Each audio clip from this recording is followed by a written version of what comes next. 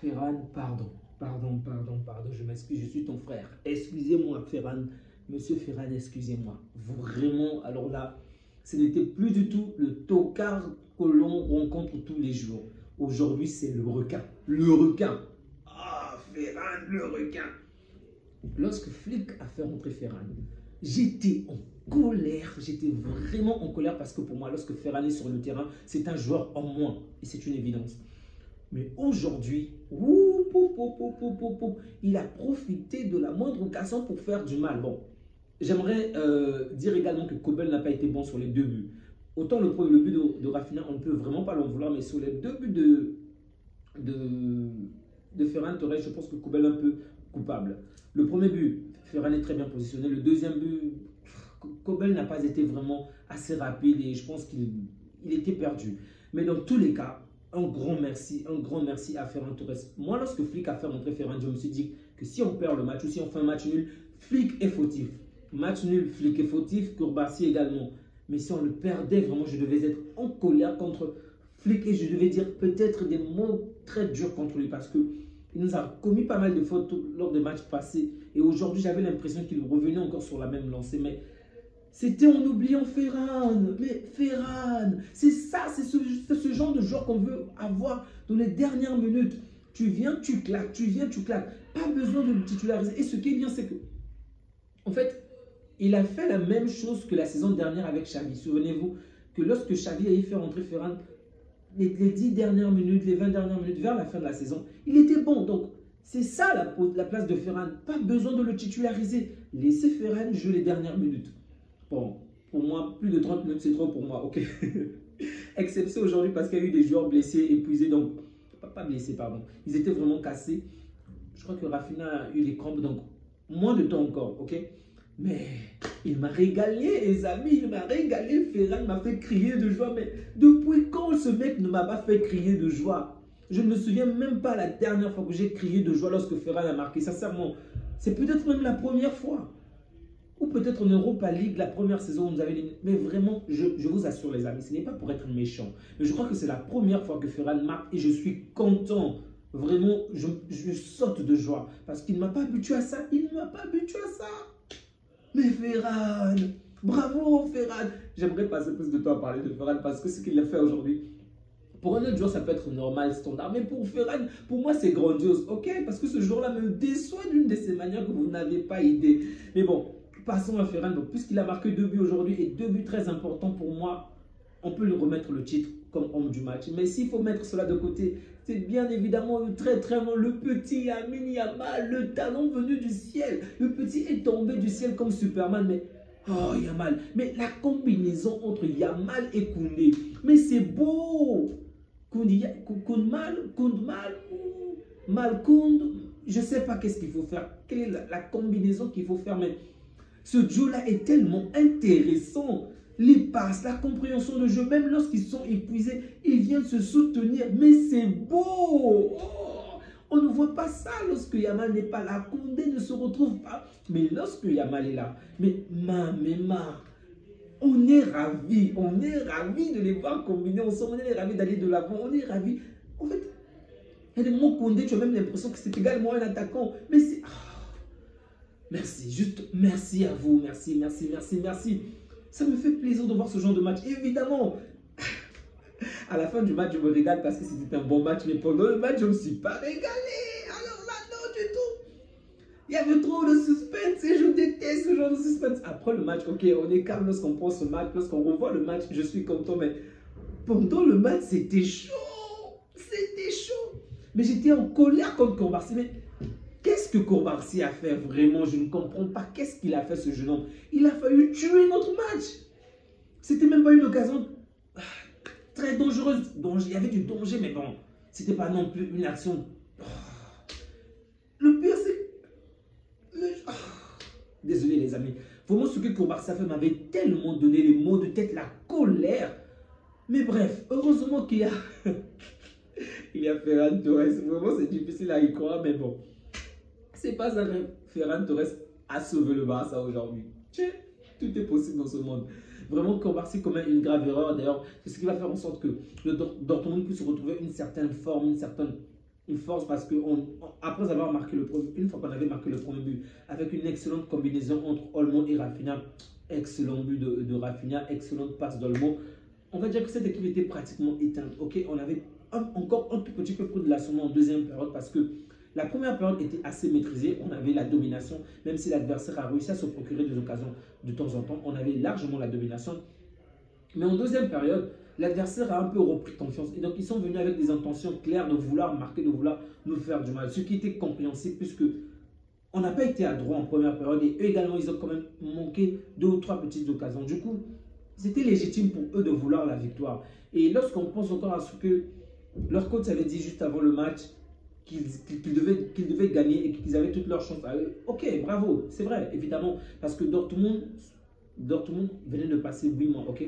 Donc Dortmund a passé 8 mois sans perdre un seul match à Eden Park. À domicile, Dortmund n'a pas perdu pendant 8 mois, rendez-vous compte, 8 mois. Donc le Barça vient de mettre fin à cette série, mais ce n'est que le Barça qui peut faire ce genre de choses. On tape les grands frères, on tape les petits frères. Le Bayern, on a fouetté. Dortmund, on a fouetté. Vous vous attendez à quoi encore?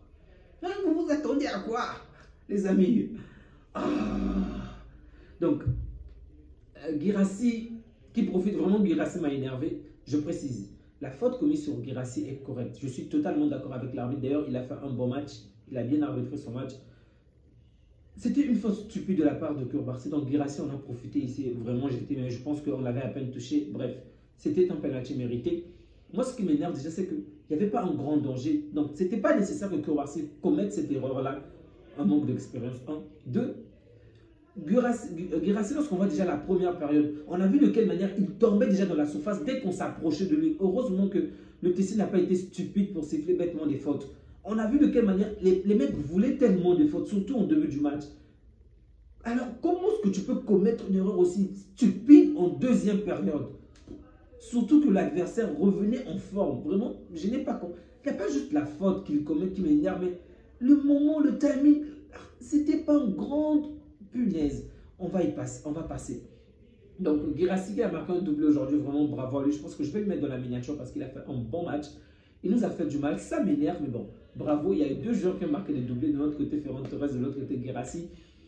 Du côté du Barça, ben, il faut parler, il faut déjà parler aux instances de la FIFA, de l'UEFA, mais il faut qu'on donne le ballon d'or à Ferran, pardon, à Rafinha, parce que ce que Rafinha fait en ce moment, c'est monstrueux, très très bon. Je n'aurais jamais cru que ce Rafinha qui est venu à Barcelone pouvait être le capitaine de cette équipe, pouvait porter le Barça de cette manière. Sincèrement, je le traitais toujours d'un faux Brésilien qui n'est pas comme les Neymar, qui n'est pas comme les Vinicius, mais aujourd'hui, il m'a épaté. Le mec, en première période, te fait des dribbles entre 2 joueurs. Dans des situations, je me dis, ouais, il a fait le nécessaire, il ne peut pas s'en sortir là, mais il s'en sort. Mais je suis choqué, vraiment, j'étais stomaqué. Je dis, mais ça, c'est quel Rafinha? Qu'est-ce qui s'est passé pendant cette période de trêve, cette courte période de trêve pour que Rafinha revienne de cette manière? Vraiment, lors de la fin de la saison dernière, il était déjà devenu meilleur, mais pas à ce point. Ce Rafinha-là est très fort. Vraiment, il est très fort. On peut le comparer à Salah. On peut le comparer aujourd'hui. À date d'aujourd'hui, s'il fallait donner le ballon d'or, mais Rafinha le mérite clairement. Il est fort en Liga, il est fort en Ligue des Champions. Ce qui n'est pas forcément le cas de Salah. Rappelons-le, Salah marque beaucoup de buts, mais en Liga, en Ligue des Champions, c'est encore mitigé. Mais Rafinha, il est cohérent partout. Et la régularité dans les mouvements, dans les gestes, dans le partage, il est waouh, il est waouh, vraiment il est waouh. Vraiment les mots me manquent pour exprimer le niveau de Rafinha en ce moment, c'est juste exceptionnel. Olmo qui fait également un bon match, même si j'aurais souhaité que Olmo et Lewandowski puissent davantage se démarquer, mais je ne dirais pas que Lewandowski a fait un mauvais match parce que toutes les fois qu'il avait la balle, il essayait vraiment d'apporter du danger, de combiner, mais on n'a pas énormément trouvé aujourd'hui, d'accord? Donc, dans un match où on ne trouve pas énormément le 9, c'est difficile de dire qu'il a été un flop parce que pour moi le 9 est un flop si il obtient des bonnes opportunités et qu'il les loupe. Mais lorsqu'il crée du danger, lorsqu'il essaie d'apporter mais qu'on ne le trouve pas, ben, je ne peux pas dire qu'il était un flop. C'est juste que notre jeu n'a pas été à la hauteur pour retrouver Lewandowski aujourd'hui. Mais sinon, il a essayé de faire de son mieux. Donc, je ne pourrais même pas taper sur Lewandowski. Au milieu de terrain, Pedri, Casado, je ne les ai pas trouvés exceptionnels aujourd'hui. Okay, il y a des moments où Pedri revenait, mais en toute sincérité, je précise, l'adversaire aussi est de taille. Souvenons-nous que ce sont les 2 meilleures attaques qui se sont affrontées aujourd'hui. Donc, le Barça en premier et Dortmund en deuxième. Okay, les 2 meilleures attaques de cette Ligue des Champions. Donc, c'est normal qu'on ne puisse peut-être pas avoir la meilleure forme de nos joueurs également. Il faut tenir cela en compte. Mais J'aurais vraiment souhaité que Casado et Pedri puissent encore rehausser le niveau. Pedri, de temps en temps, revenait, on pouvait ressentir un peu du talent, mais ce n'est pas suffisant par rapport au joueur talentueux qu'il est, à mon goût, bien évidemment. En défense, Martinez a fait quand même un bon match, ok, même si en première période, je trouvais qu'il commettait également des fautes qu'il aurait pu éviter. Heureusement qu'il n'a pas été sanctionné, mais il a fait un très bon match, rien à dire. Il a fait un bon match, je précise. Baldé, défensivement, c'était plutôt bon. Offensivement, je ne l'ai pas trouvé top, ok, je ne l'ai pas trouvé top. Dans l'ensemble, je trouve qu'il n'y a pas de flop au niveau du Barça, même si Koubarsi m'a vraiment failli tuer notre match. Dans l'ensemble, il n'y a pas de flop. Mais Koundé, pour moi, sort du lot, ok? Koundé sort du lot. Le petit Yamal sort du lot, bien évidemment. Rafinha sort du lot. Et le requin. Le requin. Le requin, vraiment, également, a fait un très bon match. Frenkie de Jong est rentré, a essayé d'apporter quelque chose de bon. C'était très bon, mais du moins c'était bon, mais pas très bon parce que Frenkie de Jong, on connaît, il est d'un autre niveau. Je peux le comprendre, je ne veux vraiment pas l'en vouloir, il lui faut du temps. Je sais qu'il y a pas mal de personnes qui l'en veulent en ce moment parce qu'il doit soit renouveler le contrat, soit s'en aller. Donc il y a pas mal de haters. Il a pas mal de haters en ce moment, mais je ne fais pas partie de ces personnes. Je veux qu'il réussisse. C'est un joueur que j'aime énormément dans ce club. Vous n'avez pas idée à quel point j'aime Frenkie de Jong. Donc j'espère juste qu'il va revenir sur un meilleur visage et nous offrir de meilleures performances encore. Les amis, je me suis régalé, même si City m'a encore fait du mal. Mais Guardiola, qu'est-ce qui ne va pas, Guardiola? Qu'est-ce qui ne va pas? City se fait taper 2-0 face à cette équipe de Juventus. C'est pas possible. Oh, City. Bref, on va dire que si jamais City s'est fait éliminer, ce que je ne souhaite pas, je le précise, c'est peut-être un grand moment. Il ne faut pas forcément voir le mauvais côté des choses. Ok, on veut des grands derbys, mais si jamais il y a des grands qui peuvent nous éliminer plus tard et qu'aujourd'hui ils peuvent tomber, bah, tant mieux. Rien à dire, tant mieux.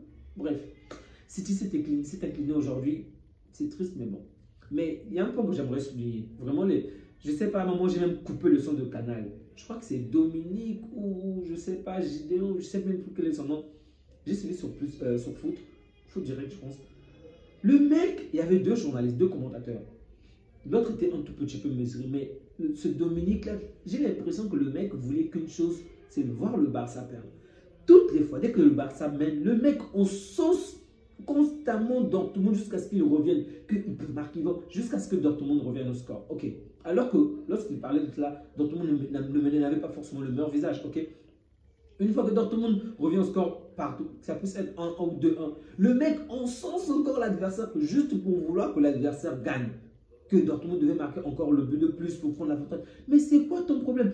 Je répète, pas une seule fois dans le match, il est vu encenser Barcelone en tant que tel. Il pouvait dire que Yamal fait de bonnes choses, mais le mec, même lorsqu'on parlait de la Liga ou hors du championnat, il ne veut même pas dire de bonnes choses. Il est dur et à la fin il dit, en fait on félicite le Barça, il dit, bah, on attendra en mars. Mais qu'est-ce que tu vas attendre en mars? C'est quoi ton souci? Qu'est-ce que le Barça t'a fait? Je peux comprendre, il est peut-être le fan des voisins, vous savez, les voisins, mais quand même, tu es commentateur, sois un tout petit peu impartial, sois un tout petit peu, vraiment. Ça se ressent, on sait que le mec veut que le Barça tombe.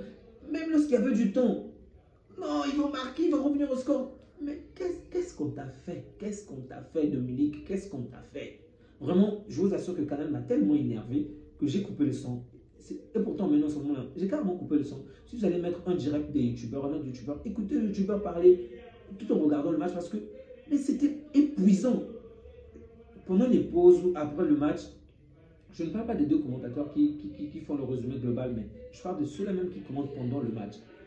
Ce Dominique-là m'a tellement tapé sur les nerfs. Bref, heureusement qu'on a gagné. Hein? Heureusement qu'on a gagné.